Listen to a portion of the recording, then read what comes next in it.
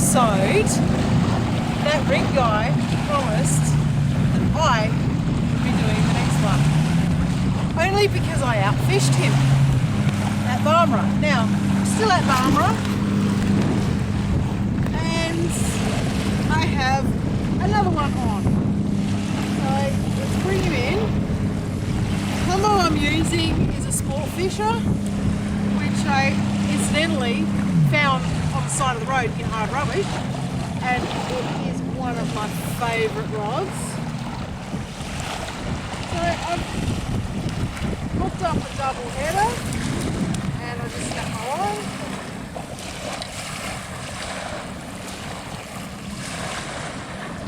So we got a double, got a bit of stick. I'm using soft plastic corn and a worm and some homemade burley in the burley screen. So there's one, and number two, not a bad size.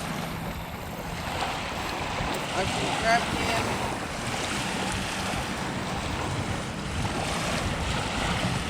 Number two. And a bit of foliage. Don't need that. Well, I will be back. Continue this episode, probably in another location. Catch ya. Okay, it's that rig guy working on that rig girl's gear that she just snapped. Now what I'm going to do is I'm going to tie this with a modified MT knot. I find this to be really, really good. I come up through the hole, and I give myself a fair bit of tail on that. I go around 7 times down through here. Wind doesn't help much, but you got to do what you got to do when you're out in the field.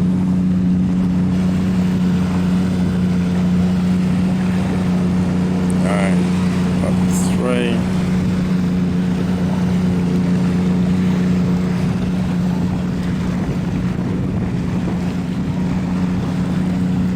Well, so the wind's not really helpful today.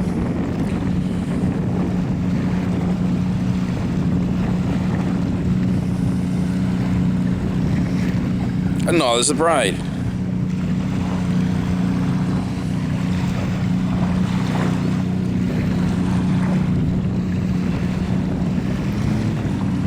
Once I get that settled down through there, I just keep winding back down here.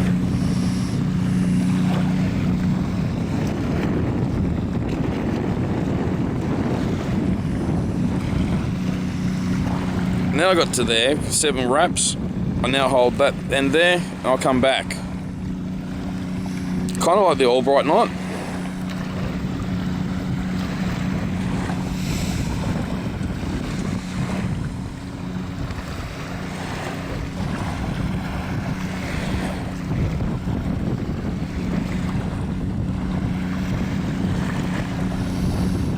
And this is where things get interesting. So I've got back down to here. Give me that bit back, Mr. Wind. I then come through, and I go back through here. I do this. Depending on the size of the line, anywhere between 5 to 7 times. So it's 1. That's better when there's no wind.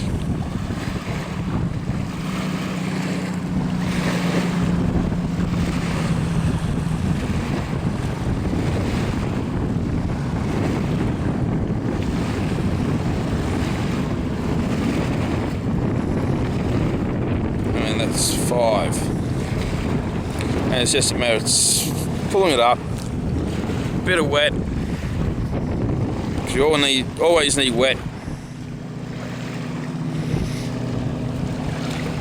and that pulls down really nice and slim.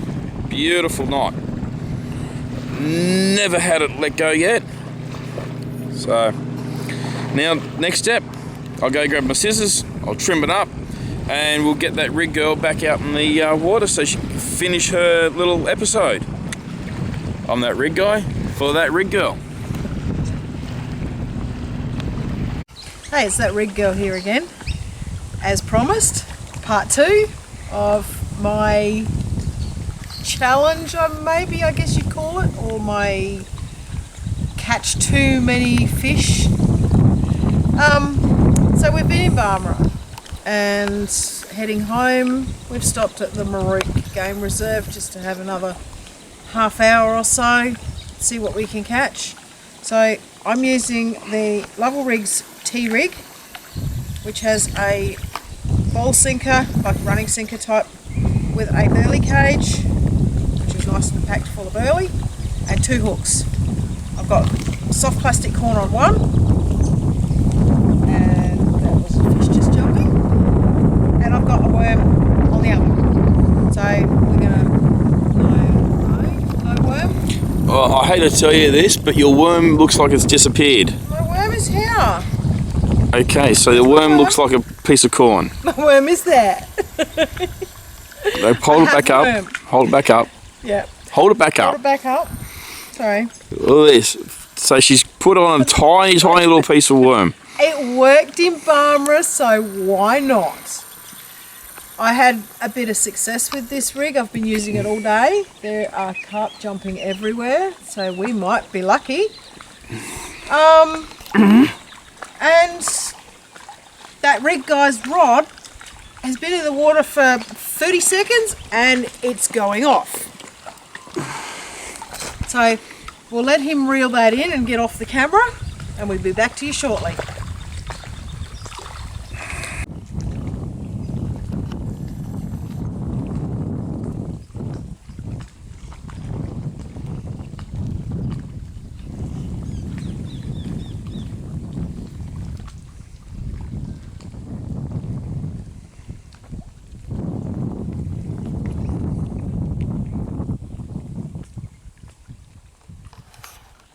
Right, so that rig girl has casted out and she's had a bite, so she's concentrating on that as well as trying to film this.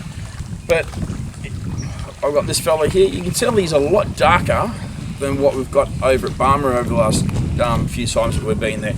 The different colour water, the different bottoms, like Barmera's a sandy bottom, this is a real muddy area, so they're going to be a lot darker. Even their red is a lot darker here, and they tend to have these whiskers on them more so than the ones that Barmera do. This is more so they can find stuff from the dark depths of the water and the mud and that. So I'm going to toss him up over there with the rest of his friends for a second before we dispatch him. Now I'm using the Lovell Rigs Carp Yoke rig, so it does just 2 lines coming off on the one like that, plus we've got the burley spring with the running sinker.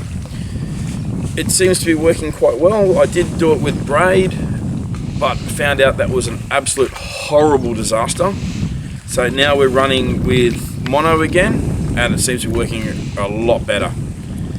So I'm going to let that rig girl get there and get her stuff back in the water. I'm going to get this back in the water, and we'll have you on shortly.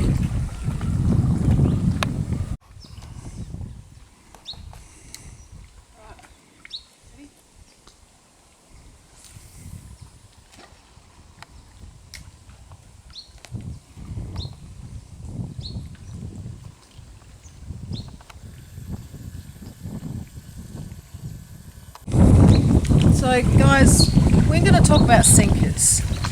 When you're using a sinker, you need it not too heavy that the fish aren't going to take the bait, because they're going to feel the weight of it. But you don't want it to be light that it's not going to hold the bottom and it's just going to float.